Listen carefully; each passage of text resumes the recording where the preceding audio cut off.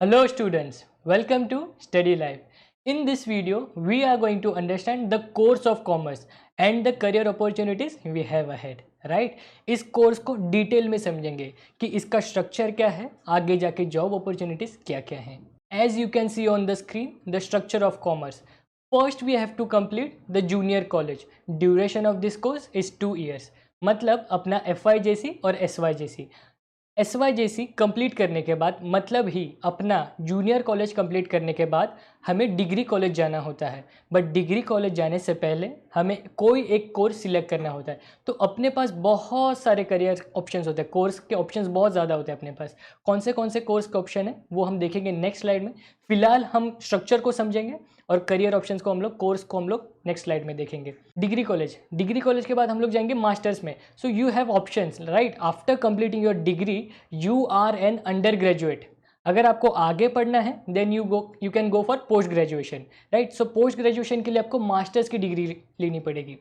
Masters की degree के बाद भी अगर आपको आगे पढ़ना है then you can go for the doctorate, right. मतलब ही पीएचडी. तो अगर आप पीएचडी करेंगे तो आपको कौन सा टैग मिलेगा? डॉक्टर का. मतलब आप उस फील्ड के डॉक्टर बन चुके हैं. आपको अभी वो फील्ड में कोई भी नहीं हरा सकता. आप वो फील्ड में सबसे ज़्यादा नॉलेजेबल इंसान हैं. Okay, now let us see the courses which we have in degree. सबसे पहला है बीकॉम.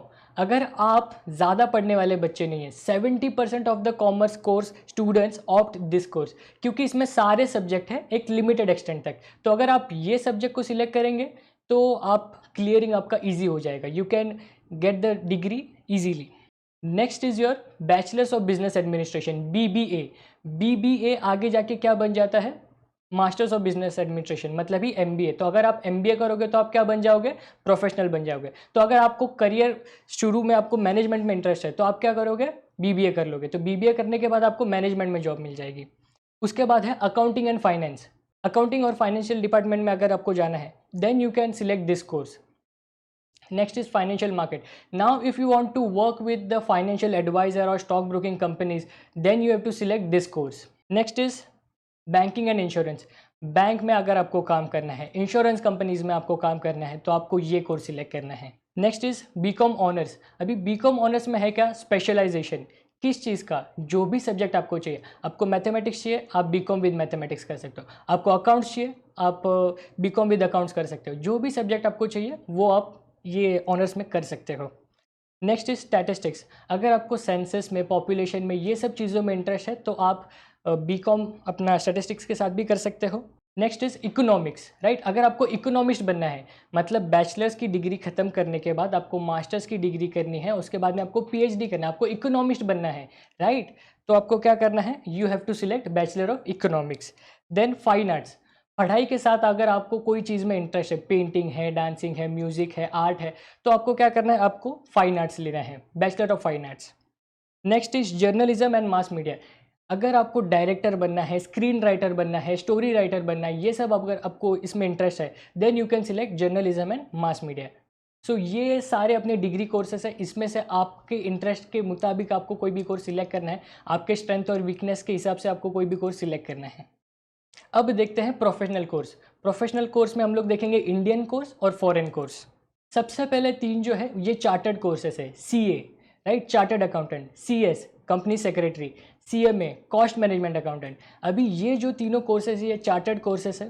तीनों में भी 3 लेवल्स है, राइट. एंट्रेंस एग्जाम, उसके बाद में level 2 and level 3. Level 2 is called as inter और लेवल 3 फाइनल. लेवल 2 के बाद तीनों भी कोर्स में आपको क्या करना पड़ता है? आर्टिकलशिप, मतलब ही प्रैक्टिकल ट्रेनिंग आपको करनी पड़ती है. और उसके बाद में आप फाइनल क्लियर करने के बाद आप फाइनली एक प्रोफेशनल बन जाते हो. पर CA जो है ये सबसे टफेस्ट है तीनों में भी. CA is like mixture of everything, right. Company secretary में you have to study law, CMA में you have to study costing.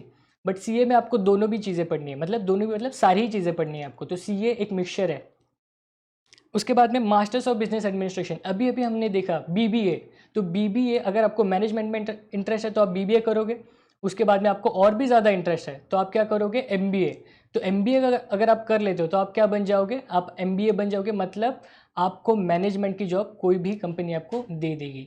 पर MBA में क्या है कि इंस्टीट्यूट जो है ये सेंट्रलाइज नहीं है, राइट। आपको हर एक इंस्टीट्यूट की अलग एग्ज़ाम है, जैसे कि कैट है, जी मैट है, एन मैट है, अलग अलग एग्ज़ाम है, ये आपको देनी पड़ेगी। सीए, सीएस और सीएमए ये सबका जो इंस्टीट्यूट है ये सेंट्रलाइज्ड है, मतलब कोई भी कॉलेज ये तीनों कोर्स नहीं करवाता। एक ही इंस्टीट्यूट है कि जो सीए का एक इंस्टीट्यूट है, सीएस का एक इंस्टीट्यूट है, सीएमए का इंस्टीट्यूट है, मतलब सेंट्रलाइज्ड है।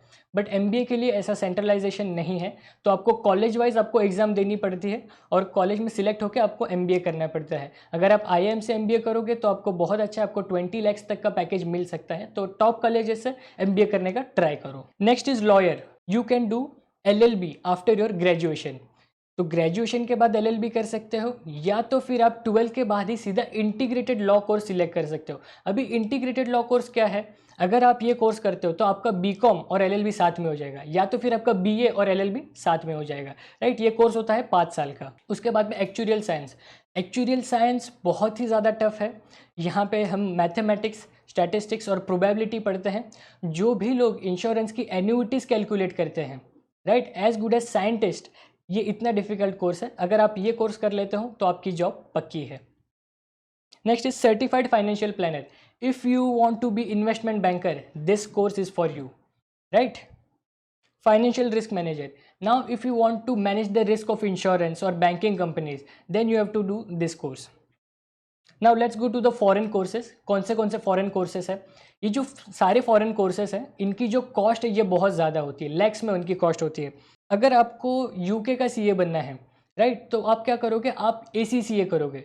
उसके बाद में अगर आपको फाइनेंशियल प्लानर बनना है पर यूएसए का, तो आप क्या करोगे, सीएफए। ऐसा ही नहीं कि मतलब सीएफए करने के बाद आपको यूएसए में ही जॉब मिलेगी, ये बहुत सारी कंट्रीज़ में रिकग्नाइज होता है। 100+ कंट्रीज़ में ये सब जो क्वालिफिकेशन है ये रिकग्नाइज्ड है। Okay, next is certified management accountant. Now what is certified management accountant?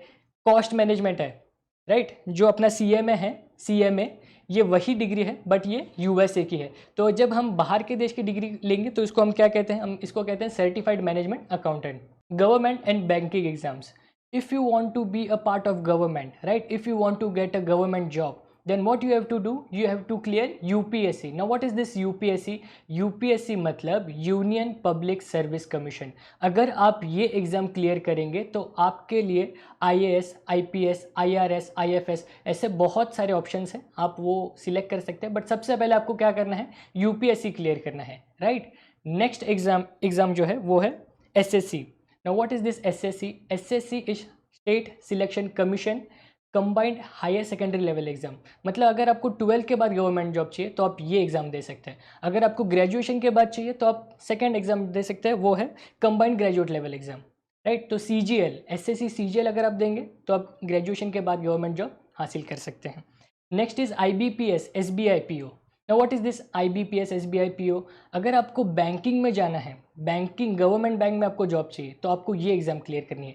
PO मतलब प्रोबेशनरी ऑफिसर, मतलब as good as assistant manager और मैनेजर। तो अगर आप मैनेजर की एग्ज़ाम क्लियर करेंगे तो आपकी सैलरी 50 to 60,000 होगी।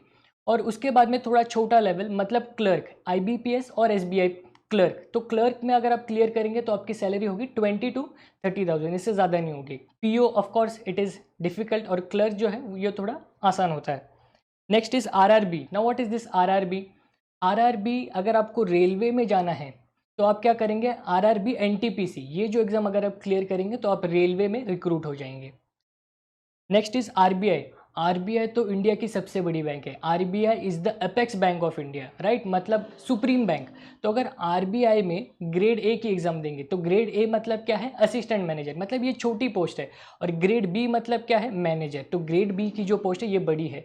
RBI में ग्रेड B की एग्ज़ाम क्लियर करेंगे, आपकी सैलरी होगी 60,000, और ग्रेड A की क्लियर करेंगे तो 30,000, बिकॉज इट इज़ बिलो, मतलब लोअर पोस्ट है, असिस्टेंट मैनेजर बन जाओगे। और उसके बाद क्या है, अदर एग्ज़ाम्स।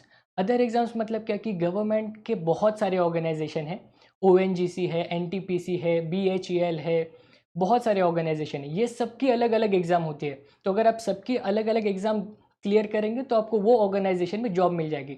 बट अभी गवर्नमेंट क्या करने वाली है, ये जो सारे ऑर्गेनाइजेशन है सबके लिए एक ही एग्ज़ाम निकलने वाली है। कौन सी है ये एग्ज़ाम? ये है NRA CET, national recruitment agency common eligibility test. तो अगर आप ये एग्ज़ाम क्लियर कर जाएंगे तो आपके लिए सारे ऑर्गेनाइजेशन का जो फर्स्ट गेट है, एंट्रेंस है, ये क्लियर हो जाएगा, राइट। तो ये अभी फ्यूचर में आने वाला है। I hope you are clear with your doubts regarding the structure and job opportunities.